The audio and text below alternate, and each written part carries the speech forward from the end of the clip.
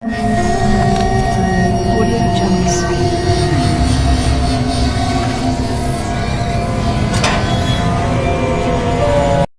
Welcome to horror studio. Story updates के लिए मेरे चैनल को सब्सक्राइब कर लें और बेल आइकन को प्रेस कर लें।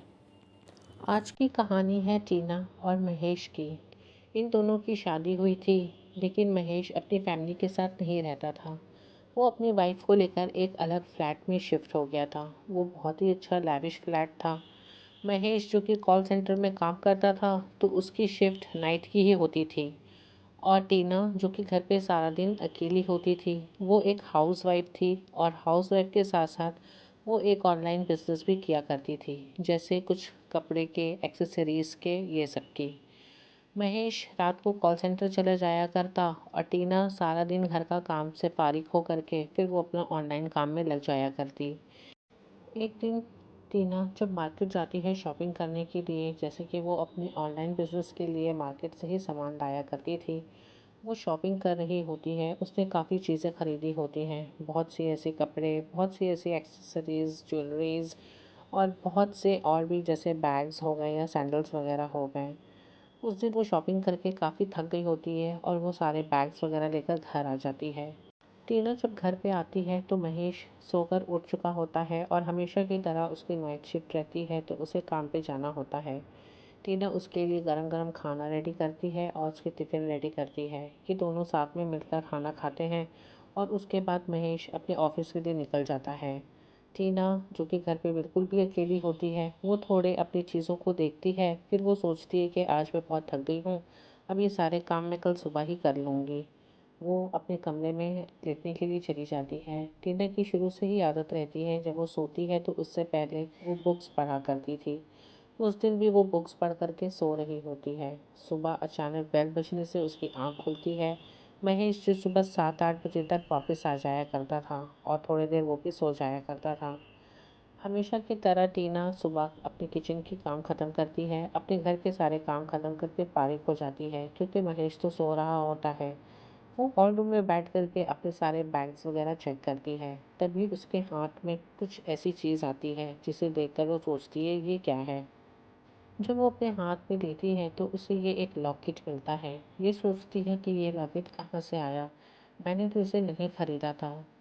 वो लॉकेट ऊपर से बहुत ही खूबसूरत और अट्रैक्टिव रहता है। टीना उसे देखकर काफ़ी खुश हो जाती है। जब वो लॉकेट के अंदर को खोलती है तो उसमें एक फ़ोटो होता है। वो फ़ोटो अजीब भयानक शक्ल वाला रहता है। वो सोचती है कि इतने खूबसूरत लॉकेट में पता नहीं ये किसने पिक्चर लगा दी है। उसके मन में एक ही ख्याल आता है कि मैं इस लॉकेट में अपना और महेश का फ़ोटो लगा कर के यूज़ करूँगी। वो उस लॉकेट से पिक्चर निकाल कर फाड़ कर उसे डस्टबिन में फेंक देती है। महेश जब सो कर के उठता है तो वो उसे वो लॉकेट दिखाती है और कहती है कि देखो ये लॉकेट वाकई में कितना खूबसूरत है। महेश उससे कहता है कि तुम भी क्या क्या चीज़ ले आती हो। महेश इन सब बातों पर ध्यान नहीं देता, क्योंकि उसे अब देर हो रही होती है अपने काम में जाने के लिए। वो टीना से कहता है कि जल्दी से खाना लगा दो और मेरा टिफ़िन पैक कर दो। टीना महेश को टिफ़िन देकर और खाना वाना खा कर के वो अपने काम पे चला जाता है और टीना अपने रूम में चली जाती है। टीना अपने रूम में लेट कर के जब किताब पढ़ रही होती है, तो उसकी आदत होती है कि वो सारे रूम्स की लाइट को ऑफ कर देती है। सिर्फ उसके रूम पे जो कि साइड टेबल की लैंप होती है, बस वही ऑन रहती है और उसकी रोशनी उसकी किताब पर ही पड़ती है। वो जब किताब पढ़ रही थी तभी उसे अचानक हॉल रूम से किसी की आहट मिलती है। थोड़ी देर के लिए वो सोचती है कि शायद मेरा वहम है, लेकिन कुछ देर के बाद वो आहट फिर उसे मिलती है। तब टीना थोड़ा घबरा जाती है, क्योंकि वो तो फ्लैट में अकेली होती है।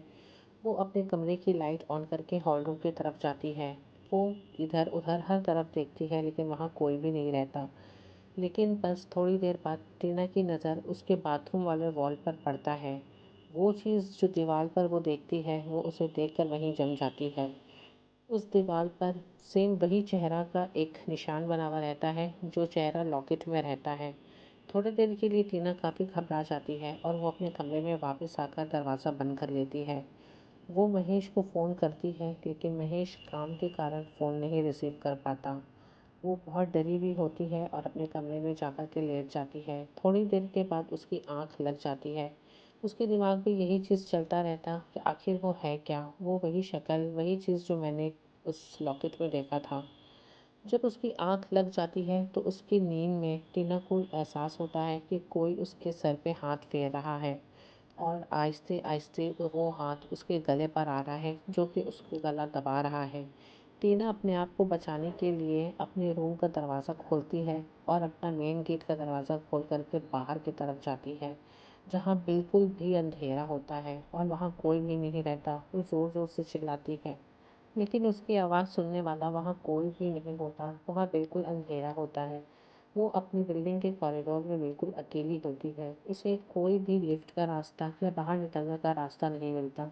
वो भागती है लेकिन सिर्फ रास्ता कॉरिडोर का जो पैसेज होता है सिर्फ वही उसे मिलता है, जो कि बिल्कुल भी ख़त्म नहीं होता।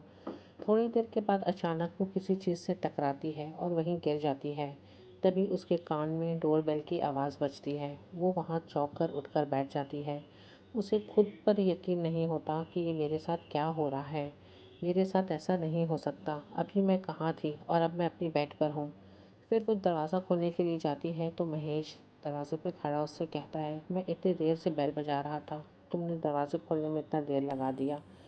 वो टीना को देखता है कि वो काफ़ी घबराई और परेशान है। वो टीना से पूछता है कि क्या बात है, तुम काफ़ी परेशान लग रही हो। टीना उसे वो सारी बातें बताती है। वो कहती है कि रात को मैंने दीवार पर यहाँ पे उसी पिक्चर को देखा जिसे मैंने डस्टबिन में फेंक दिया था, और थोड़ी देर के बाद जब मैं अपने कमरे में सोने के लिए चली गई तो घर की सारी लाइट चली गई थी और कोई मेरा पीछा कर रहा था और मैं बाहर कॉरिडोर में दौड़ रही थी, लेकिन मुझे रास्ता कहीं नज़र नहीं आ रहा था। महेश उसकी बातें सुनकर मुस्कुराता है और कहता है कि शायद तुमने बहुत बुरा ख्वाब देखा था, वो एक सपना था और कुछ भी नहीं। टीना उसको एहसास दिलाती है कि नहीं, वो सपना नहीं था, मेरे साथ जो कुछ भी हुआ वो हकीकत था। लेकिन महेश उसकी बातों को इनकार करके अपने बेडरूम में सोने के लिए चला जाता है। टीना जब हॉल रूम में बैठी हुई होती है तो उसकी नज़र उसके पैर के नेल्स पे पड़ती है। टीना शुरू से ही अपने पैर के नेल्स लंबे रखती थी क्योंकि वो उसमें नेल पेंट लगाया करती थी, और जब वो कॉरिडोर पे गिरी थी टकरा के किसी से तो उस वक्त उसकी नेल टूट गई थी। उसके नेल्स उस वक्त भी टूटे हुए थे। टीना को समझ में आ गया था कि ये जो कुछ भी उसके साथ हुआ था वो एक सपना नहीं, हकीकत था। लेकिन महेश उसकी बातों का यकीन करना ही नहीं चाहता था। टीना काफ़ी परेशान रहती है, लेकिन वो सारी बातों को भुला करके अपने कामों में लग जाती है। वो अपने ऑनलाइन का सारा काम ख़त्म कर लेती है। शाम को जब महेश सोकर उठता है और वो बाथरूम की तरफ जाता है तो उसे दीवार पर वही परछाई नज़र आती है, वो वही भयानक चेहरा जो उसने भी लॉकेट में देखा हुआ होता है। वो ज़ोर से टीना को बुलाता है और कहता है कि टीना, ये दीवार पर देख रही हो, ये क्या है। टीना महेश की तरफ देखती है और उससे कहती है कि मैंने तुमसे पहले ही कहा था कि यहाँ कुछ तो गड़बड़ है। वो लॉकेट में कुछ है। ये फ़ोटो जो लॉकेट में थी अब वही चेहरा इस दीवार पर है। महेश टीना से कहता है कि जाओ मुझे वो लॉकेट ला करके दो। टीना को जब वो लॉकेट लेकर के आती है और महेश उस लॉकेट में देखता है तो वही पिक्चर वहाँ मौजूद रहती है जिसे टीना ने फाड़ करके डस्टबिन में फेंक दिया होता है। महेश टीना से कहता है कि अब ये पिक्चर यहाँ क्या कर रहा है, तुम तो कह रही थी कि तुमने डस्टबिन में फेंक दिया है। टीना कहती है कि मैं पागल हो जाऊंगी, मुझे कुछ समझ में नहीं आ रहा है कि ये फ़ोटो वापस से यहाँ कैसे आया। महेश उससे कहता है कि ठीक है, आज मैं जब काम पे जाऊँगा तो ये लॉकेट मैं बाहर फेंक दूँगा और उसके बाद अब कोई परेशानी नहीं होगी। मुझे लगता है कि इस लॉकेट में ही कुछ परेशानी है, तुम टेंशन मत लो। वो दोनों जब खाना खाते हैं तो दीवार से वो परछाई अपने आप हट चुकी होती है। अब वो दीवार बिल्कुल भी क्लीन रहता है। महेश टीना को समझाता है और कहता है कि तुम्हें टेंशन लेने की कोई ज़रूरत नहीं है। मैं अपने साथ ये लॉकेट लेके जा रहा हूँ, मैं इसे फेंक दूँगा। ये कह कर के महेश अपना टिफ़िन और लॉकेट अपने पॉकेट में रखते हुए अपने काम पे चले जाता है। आज टीना थोड़ा हल्का महसूस कर रही थी। उसे ये इत्मीनान था कि वो लॉकेट अब घर से बाहर चली गई है और अब कोई परेशानी नहीं होगी। टीना अपना सारा काम ख़त्म करके हमेशा की तरह अपने बेडरूम में किताब पढ़ रही होती है और उसकी आंख लग जाती है। थोड़ी देर के बाद टीना को फिर उसके हॉल रूम से किसी की चलने की आहट आती है। वो इस बार थोड़ी डर जाती है। वो हिम्मत करके हॉल रूम में जाती है, लेकिन हॉल रूम में कोई भी नहीं होता। टीना जब अपना हॉल रूम का लाइट ऑन करती है तो उसे सामने टेबल पे वही लॉकेट पड़ा हुआ दिखता है, जिसे देख करके टीना काफ़ी डर जाती है। वो महेश को कॉल करती है, लेकिन काम की वजह से महेश फिर उसकी कॉल रिसीव नहीं कर पाता। टीना यही सोचती है कि शायद महेश ये लॉकेट ले जाना भूल गया हो और मेरी नज़र भी नहीं पड़ी हो इस पर। वो अपने रूम में चली जाती है और फिर वही सब टीना के साथ दोबारा होता है। घर की लाइट चली जाती है, वही कॉरिडोर में अंधेरा और वही रास्ता ढूंढने के लिए वो सारे कॉरिडोर में पागलों की तरह दौड़ रही होती है। उसके बाद फिर से उसके कान में वही बेल की आवाज़ जाती है। वो घबरा कर उठती है और दरवाज़ा खोलती है। महेश जब घर पे आता है तो वो महेश से कहती है कि तुमने शायद कल वो लॉकेट ले जाना भूल गए थे। महेश उससे कहता है कि नहीं नहीं, मैं वो लॉकेट अपने साथ लेके गया था और मैं उसे दूर एक डस्टबिन में डाल करके आया था। टीना उससे कहती है कि नहीं, तुमने तो झूठ कहा है, लॉकेट तो घर पे है। महेश कहता है ऐसा कैसे हो सकता है, लॉकेट तो मैं अपने साथ लेकर के गया था। महेश जब उस रूम में जाकर के देखता है तो लॉकेट वही टेबल पे पड़ा होता है। अब महेश को भी टीना की बातों पे यकीन होने लगा था। महेश टीना से कहता है कि ज़रूर कुछ इस लॉकेट के साथ गड़बड़ है, हमें इस घर से बाहर चले जाना चाहिए, हमें यहाँ ज़्यादा देर नहीं रुकना चाहिए और हमें किसी ऐसे इंसान से मिलना चाहिए जो इस मुश्किल का हल निकाले।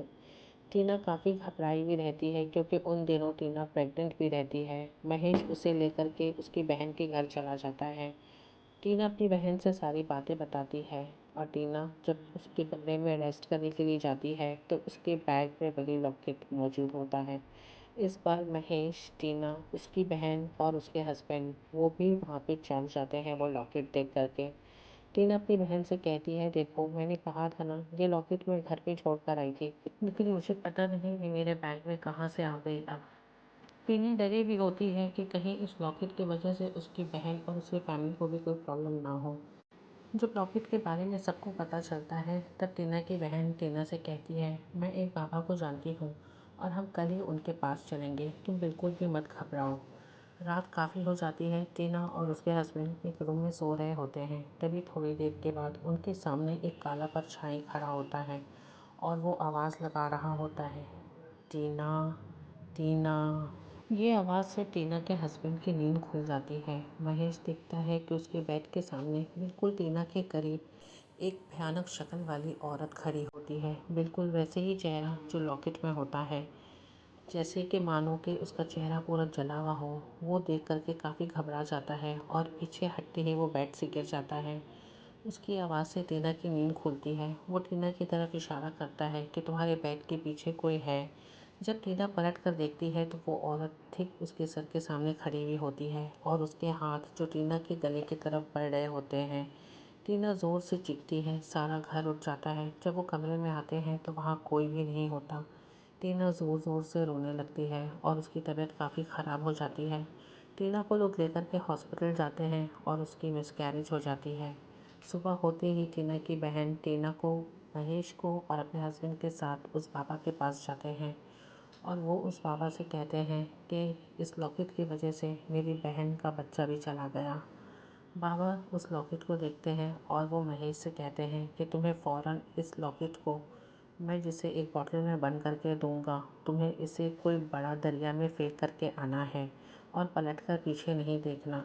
ये लॉकेट शापित है और जिसने भी इसे हाथ लगाया हो वो उसकी ज़िंदगी बर्बाद कर देती है। ज़िंदगी नहीं, उसका पूरा ख़ानदान ख़त्म हो जाता है। बाबा की बात सुन कर के टीना वहीं रोने लगती है और महेश बाबा से कहता है कि मेरी टीना ठीक तो हो जाएगी ना। बाबा उसे तसल्ली देते हैं और कहते हैं मैं कुछ मंत्रों का जाप करूँगा और ये लॉकेट को एक बॉटल में बंद कर दूँगा। बस तुम्हें रात के समय 12 बजने के बाद इस लॉकेट को किसी दरिया में फेंक आना है, लेकिन चाहे पीछे से जो भी आवाज़ आए तुम्हें पलट कर नहीं देखना। उसके बाद तुम्हें कोई भी परेशानी नहीं होगी। बाबा उस लॉकेट को बॉटल में रखते हैं और कुछ मंत्र पढ़कर उस पर फूंकते हैं और फिर महेश को दे देते हैं एक काला कपड़े में लपेट कर और उसे कहते हैं कि आज रात 12 बजे के बाद तुम्हें इसे ले जाकर के दरिया में फेंक देना है। बाबा के बताए हुए बातों पर महेश वैसे ही करता है। वो उस लॉकेट की बॉटल को लेकर दरिया के पास जाता है, लेकिन जब वो वहाँ जैसे ही पहुँचता है तो किसी औरत की ज़ोर ज़ोर से रोने और चीखने की आवाज़ आती है और वो कहती है रुक जाओ रुक जाओ।